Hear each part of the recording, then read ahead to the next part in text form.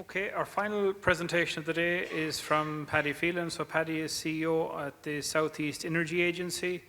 Paddy is a former president of the Irish Bioenergy Association, member of the Executive Committee of the Irish Wind Farmers Association and also the Energy Storage Association. Paddy manages a multidisciplinary team at the South East Energy Agency, a not-for-profit, locally acting regional energy agency. And Paddy has a significant experience across all areas of energy, energy efficiency, energy management, and land-based renewables and clean technologies, and also significant experience in the built environment, particularly through the retrofit process over many years. And today he'll also use the opportunity to showcase the Unify Interreg project. So Paddy, I invite you to come to the stage to make your presentation. Thank you. Thank you very much, Sean. And I must say I'm delighted to see that I suppose it's something that we have in the bioenergy space been pushing for a long time, and I'm very conscious that William had highlighted this morning, William Walsh from SEI, that they're working hard with Europe and the department in terms of the Tier 5 or the ETS operators around supports around bioenergy and biomass, because fundamentally, and just some of my slides will speak to the numbers which are fundamental in terms of us progressing towards our renewable energy targets. So I suppose the context of the Energy Agency, we're working in the Southeast region. It's 23 years since a local group in partnership with 3 farmers, 2 county councillors, 2 local authorities and a bundle of other interested parties set up an energy agency called Kilkenny Energy Agency under some European funding. And that has grown to 3 counties and moved on to South East Energy Agency in 2021 when Waterford joined after Wexford in 2018. So that gives us a platform which sits neatly on a European regional level, and as a result we're able to look at and identify how we can best support supply chains around energy efficiency, but also renewable energy, and then fundamentally moving into the whole area of cleaning up our energy supply system. Again, just looking at the Climate Action Plan and the vital sectors, regional energy climate targets established under the regional programmes and now the more recent Climate Action Plans at a county level. We're seeing more and more, and it was touched on earlier through many of the presentations, about the value of carbon and how we as society need to remove carbon from our system, and energy is a big contributor of carbon traditionally. And to this day in Ireland we are the worst performing country in Europe in terms of renewable energy integration in our system at roughly 15%, with our 2030 targets at 42.5% from renewable energy. So we have a lot to do. The regional energy balance in terms of the 4 counties that we work within, you can see there by vector that we're heavily dependent on fossil fuels, principally through residential and transport. So industry has a big part to play. 23% of energy use across those 4 counties is in industry. They're not so emitting when it comes to industry, but obviously land use, when you include the emissions from land use, it really takes over in the context of emissions. So albeit it looks like industry is only responsible for 11% of the emissions in the Southeast region, that's still a significant amount. If you take the agriculture out of that graph, then obviously it would look more like the one on the left, because in agriculture we use very little energy, so they don't consume much energy in the production of food, but they do emit carbon. Again, just as a nuts tree region, it's just the demographics. I won't, but just to give you some context, 100,000 homes, sorry, 160,000 households. A big number still have no renewable energy sources. So that's changed a lot. It was a lot higher than that, but the recent rollout of rooftop solar PV has seen a big change in those numbers. So that's just some of the demographics. So again, just looking at the overall, and paraphrasing from Eugene's numbers earlier on, so I just did some quick checks. So Eugene's report and the biomass capacity statement said that biomass energy is available from existing forest sources at 16 petajoules. So at a national level, the total industrial heat demand is 33 petajoules. So in very simple ChatGPT numbers, that comes to 48.5% of the total industrial load. And it's ironic when you flip that, because if you look across Europe, and right across Europe, we see biomass is providing 40 to 50% of the renewable energy supplies. And when you look at the chart of worst and best performers in the European 27 member states and their percentage of renewable energy, the vast majority have got 45 to 50% of their heat coming from bioenergy, and the vast majority of that is in industry.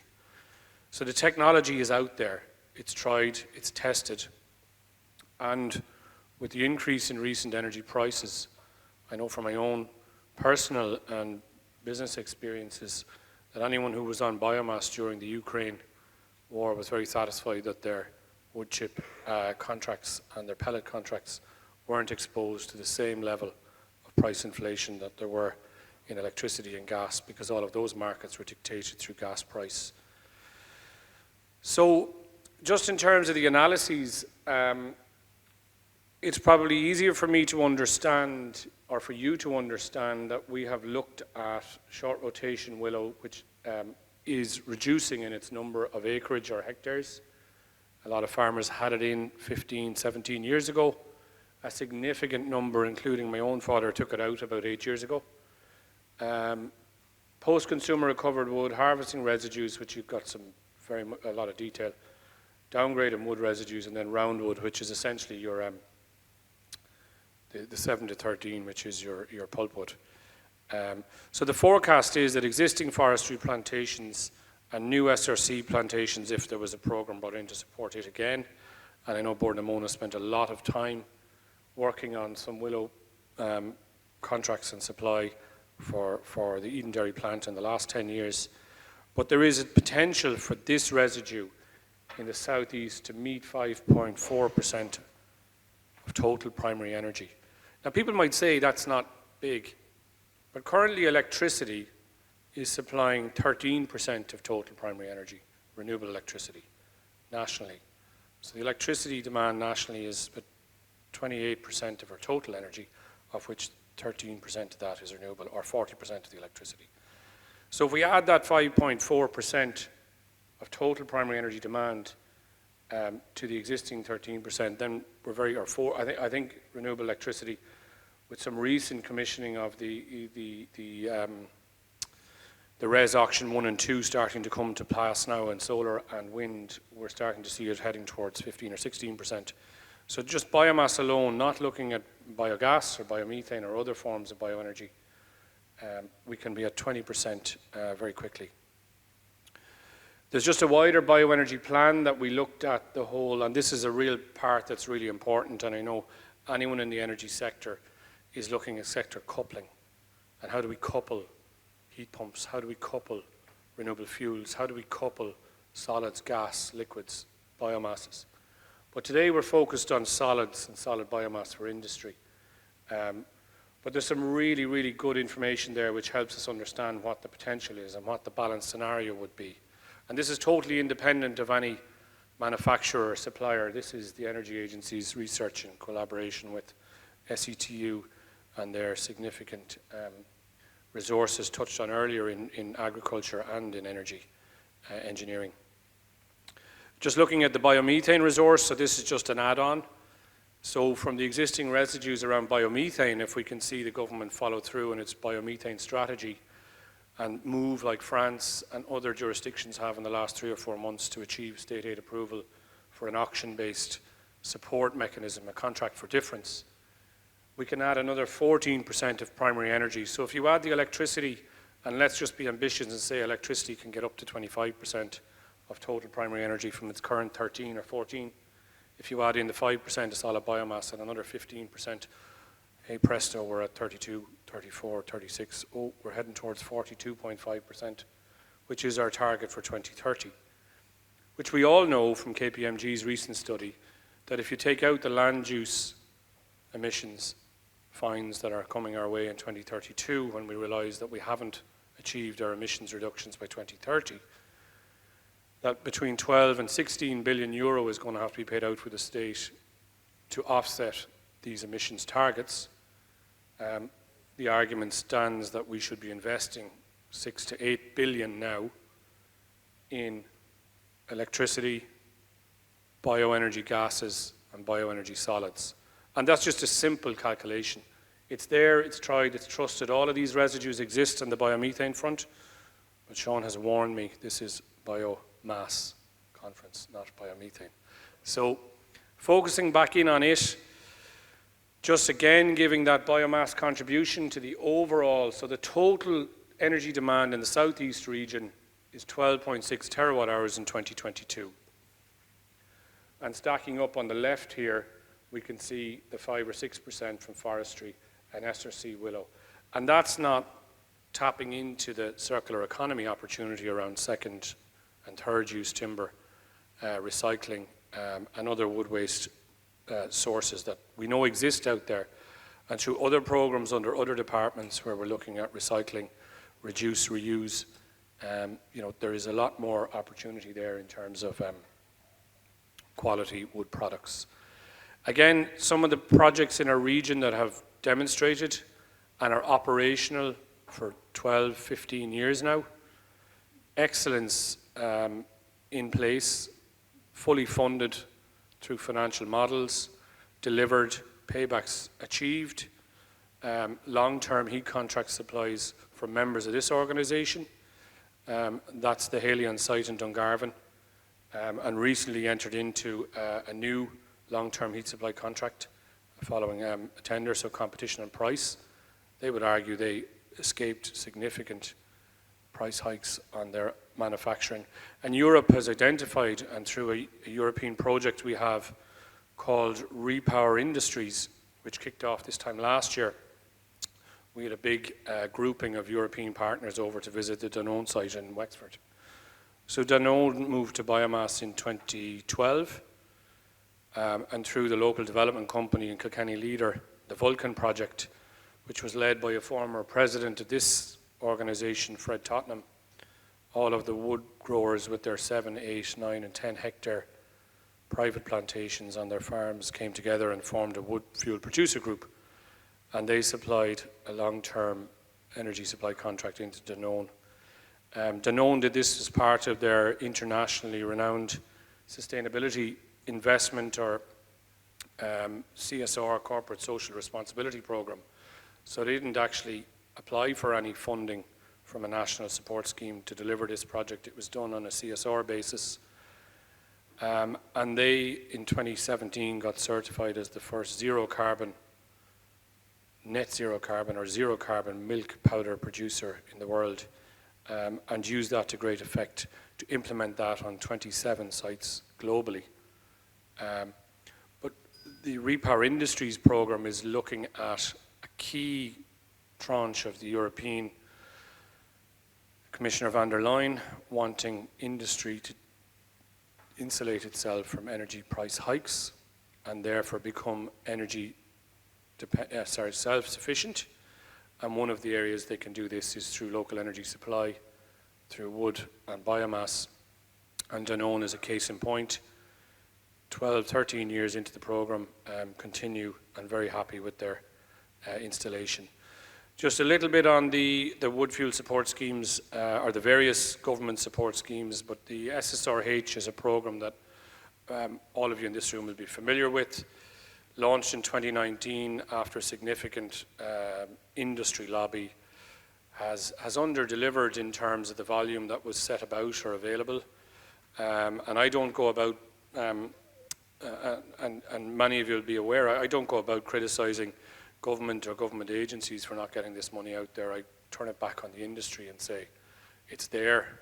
There's rules, there's regulations, comply with them. Get your applications in. And I know there's been an uplift in the number of SSRH contracts that are now operational. It's a no-brainer. Just go about planning your projects correctly. Get proper designs, proper planning, and get your applications in. And the funding is there. And really encouraged to hear that as SEI and IrBEA, with my IrBEA hat on, we've been working very closely with them over the last number of years to try and see can we get the Tier 5 or the large energy users included in this. And I'm delighted to know and understand that the IDA have got a program there as well, where if you are considering moving across, that there is grant aid available there as well. So just looking at these opportunities and delivering on those overall targets. Again, the new government is in place, and we can see there's a finer balance now around energy security, as well as around price competitiveness of the energy price, and not just totally or more heavily focused on decarbonisation. So those three legs of those stool are very important to keep balanced, and I would argue, having been in this industry or been around this industry and active in parts of it in more focused areas from time to time, that Woodfuel can and does compete with the best in terms of price per unit for heat or price per unit for electricity. So it's really up to, I say, the industry now to grab these supports that are there. We lobbied for them for so long. Contact your IDA or get your industry clients to contact IDA, contact SEI, contact IrBEA. And very interestingly, the designer register of designers that IrBEA holds, I was speaking to a number of very large M&E consultants in the last number of weeks, and they're all very interested. There seems to be an appetite now at industrial level.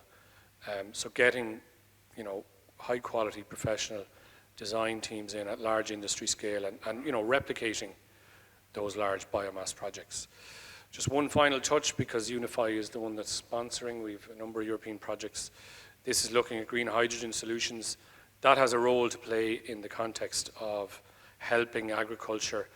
You see Balcas talking about their manufacturing process there and how they're using clean electricity and clean fuels to run their, what we call parasitic demands. And similarly with oil harvesting, how are they going to drive their trucks and drive their plant in future on sites. So the opportunity around green and clean hydrogen, particularly with the offshore era coming for the next 25 years, I think we will see clean fuels helping transport, and I think we will see biomass contributing up to 10% of our heat demand at industry over the next 4 to 5 years. So thank you very much. Thanks, Sean. Thanks very much, Paddy. So there's